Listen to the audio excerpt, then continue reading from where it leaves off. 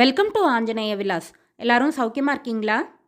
இன்றைக்கி ஆஞ்சநேய விலாஸில் நம்ம பார்க்க போகிற ரெசிபி ஈஸியாக செய்யக்கூடிய அவல் பிடி கொழுக்கட்டை.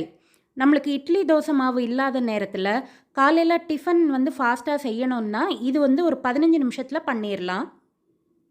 நீங்கள் நம்ம சேனலை இதுவரை சப்ஸ்கிரைப் பண்ணலைன்னா சப்ஸ்கிரைப் பண்ணிக்கோங்க.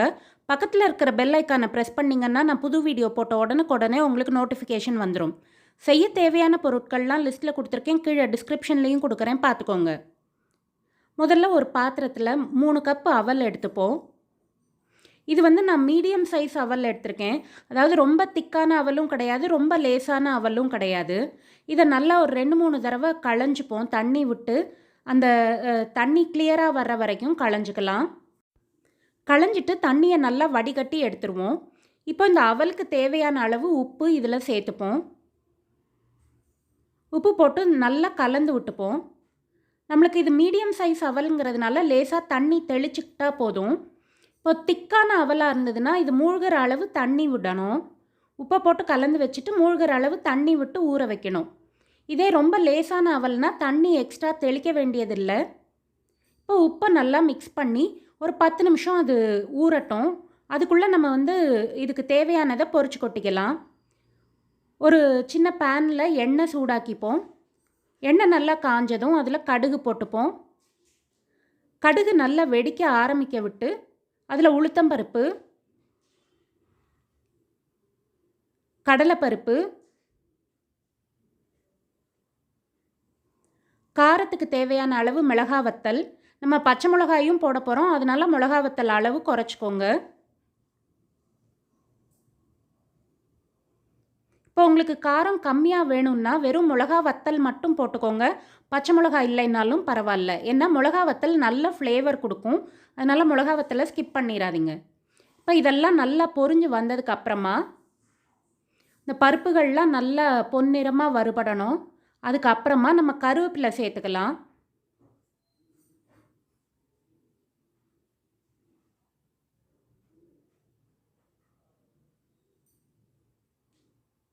இப்போ கருவேப்பிலை போட்டாச்சு. பொடிசாக நறுக்கி வச்சுருக்கிற இஞ்சியும் பச்சை மிளகாயும் சேர்த்துப்போம். சேர்த்து நல்லா வதக்கிக்கலாம்.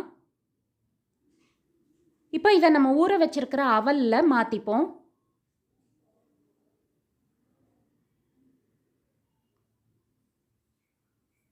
இப்போ நல்லா துருவி வச்சுருக்கிற தேங்காய் பூ அதையும் இதில் சேர்த்துக்கலாம். ஒரு 4 டேபிள் ஸ்பூன் அளவு தேங்காய் பூ இருந்தால் போதும். இப்போ இதெல்லாம் கையால் நல்லா பிசைஞ்சு விட்டுக்கணும். அதாவது அவல் முழுசாகவும் இருக்கக்கூடாது, ஃபுல் மாவாகவும் ஆயிடக்கூடாது. அந்த மாதிரி பிசைஞ்சு விட்டுக்கோங்க. உங்களுக்கு ரொம்ப ட்ரையாக இருக்கிற மாதிரி தோணுச்சுன்னா கொஞ்சம் தண்ணி தெளித்து பிசைஞ்சுக்கலாம். ஆனால் ரொம்ப தண்ணி தெளிக்காதீங்க. நம்மளுக்கு உருண்டை பிடிக்கிற அளவு வந்தால் போதும். இப்போ அதை சின்ன சின்ன உருண்டைகளாக, அதாவது வட்டமான உருண்டையாவோ இல்லை நீளமான உருண்டையாவோ உங்கள் விருப்பத்துக்கு ஏற்ற மாதிரி பிடிச்சிக்கோங்க.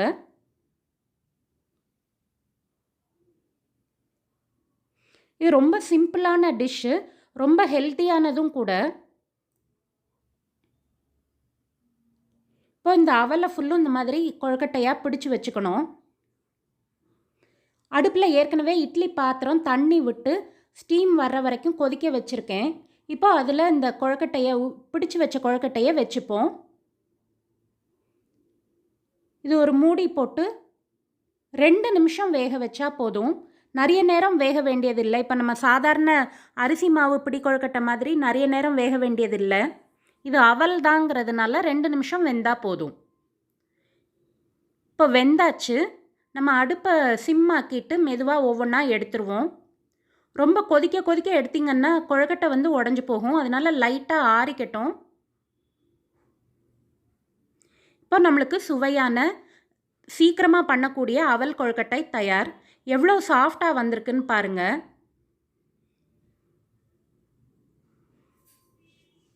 உங்களுக்கு விருப்பமான சட்னி கூட இதை சர்வ் பண்ணுங்கள். இல்லை ஜீனி பிடிக்கும்னா ஜீனியோட சர்வ் பண்ணுங்கள். இந்த வீடியோ உங்களுக்கு உபயோகமாக இருக்கும்னு நம்புகிறேன். உபயோகமாக இருந்ததுன்னா இந்த வீடியோவை லைக் பண்ணுங்கள். உங்கள் ஃபேமிலி அண்ட் ஃப்ரெண்ட்ஸ் கூட இந்த வீடியோவை ஷேர் பண்ணுங்கள். இந்த வீடியோவை பற்றின உங்களோட ஃபீட்பேக்கையும் சஜஷன்ஸையும் கீழே கமெண்ட் செக்ஷனில் சொல்லுங்கள். தேங்க்யூ ஃபார் வாட்சிங்.